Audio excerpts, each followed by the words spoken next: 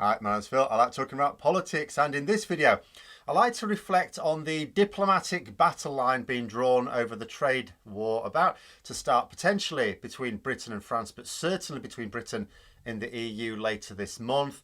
The French fishing conflict may well be just a dress rehearsal, and in fact might already be over at the point at which this video is going out.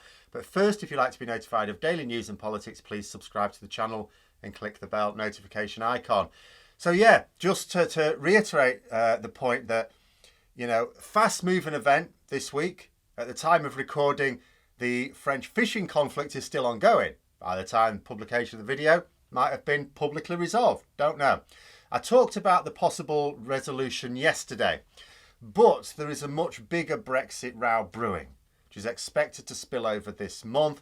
So it's worth considering the interplay of EU member states over the French fishing row. However, it's resolved in terms of what it might mean for EU unity later.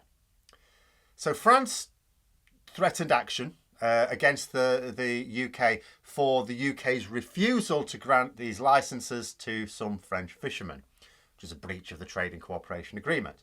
Part of the French action is also a breach of the Trade and Cooperation Agreement, which I've already discussed twice. I won't repeat myself here. But France isn't just sorting this out on its own. As with any argument with international repercussions, the proponents would quite like a support base. Both France and the UK have been seeking support from influential countries in Europe. Boris Johnson has complained to the EU Commission that France is out of order, and France has complained that the UK is breaching the terms of the agreement and that this cannot be ignored. France have also prepared a statement that has been co-signed by a number of EU countries. Now, I'll cover the headline news on this first before considering the wider points.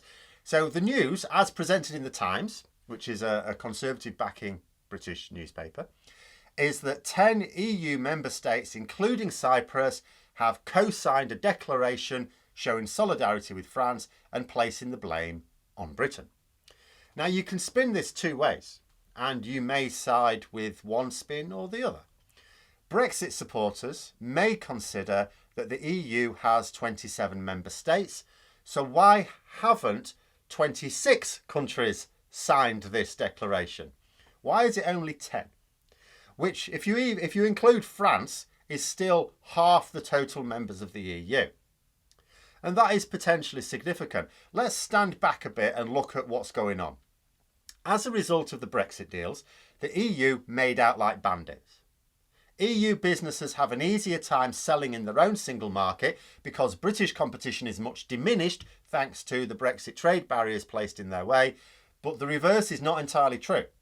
There are some trade barriers for EU businesses trying to trade in Britain, but because Britain is not imposing customs or SPS checks on EU goods and has no plans to do so anytime soon, the EU enjoys a huge competitive advantage over Britain.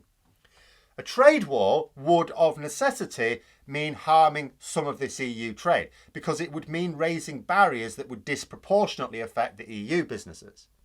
The row over fishing licences is a problem for France. It is not a problem for anyone else in the EU. The row over the Northern Ireland Protocol needs watching by other member states, of course, but is mostly an issue to the Republic of Ireland. In other words, backing France in this row, or Ireland in the other row, isn't necessarily in the national interests of many other members and could even be harmful. Which is not to say that they won't side with either France or, when it comes to it, Ireland, because unity is important to them when they have difficulties themselves, and also remember the way they benefit from EU membership is the strength of the single market. They mustn't allow the single market to be compromised.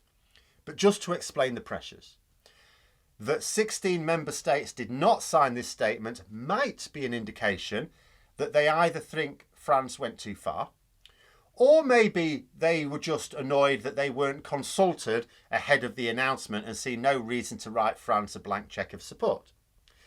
But there's no point in Brexit supporters crowing at this for a couple of reasons. The first one, quickly, is that other member states have not come out publicly attacking France's position.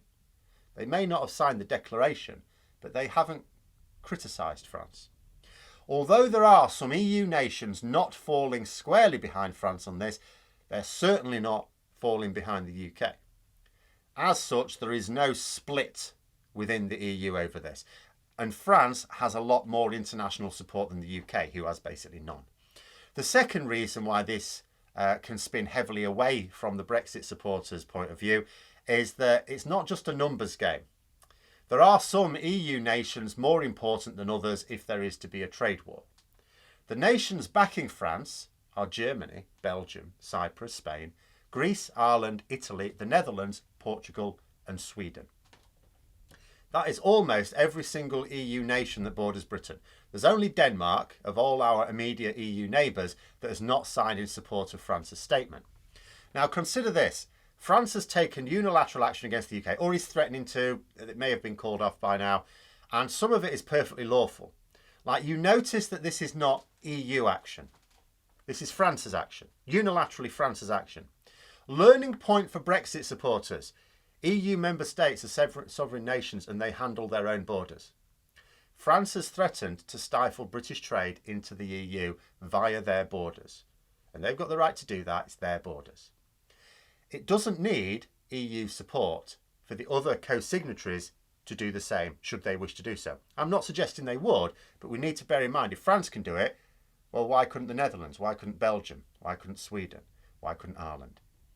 What if, particularly thinking about the Netherlands, Belgium and Spain, for which there's a lot of trade goes into the EU, if we ignore France for a moment, what if they did something similar in terms of increased levels of checks? The legal thing, the thing they can absolutely do.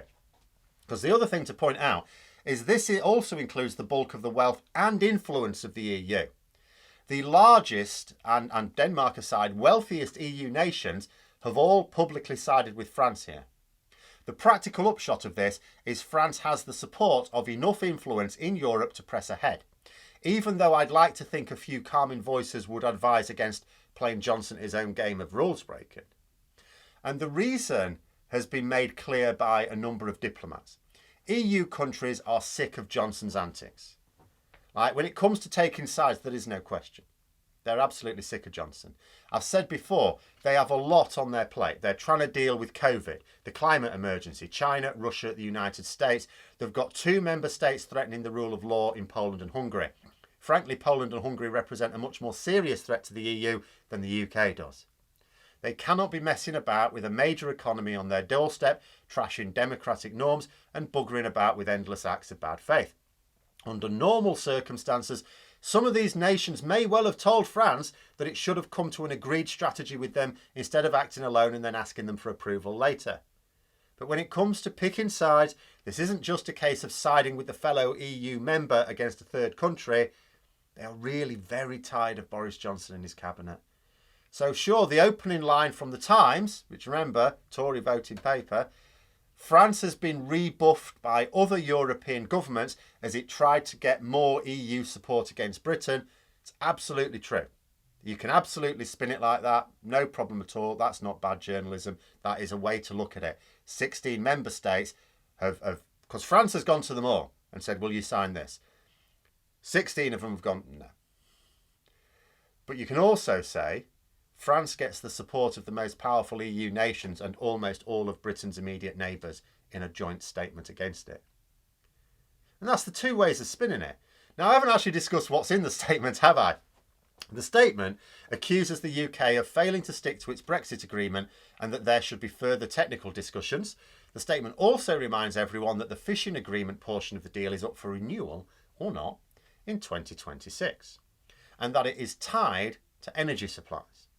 So although France has moved back from threatening energy supplies over this route, which is good, the UK is being reminded we do not have automatic access to any EU imports anymore and that we are somewhat reliant upon electricity from the EU. We could experience shortages or at least much higher prices if we fail to uphold our end of the bargain here, because this bargain, the fishing agreement is only part of it, is up for renewal in 2026. If it is determined in 2026 that we weren't sticking to our end of the bargain, they will not agree to put as much on their end of the bargain for after 2026. And after all, which is more harmful? Some French fishermen being denied access to the French government or electricity failures to the British government? But there we are. Those are my thoughts. Let me know yours in the comments below. Hope you found the video interesting. If you did, don't forget to click the like button. If you'd like to support the channel further, please also click the Patreon link for details. And until next time, I'll see you later.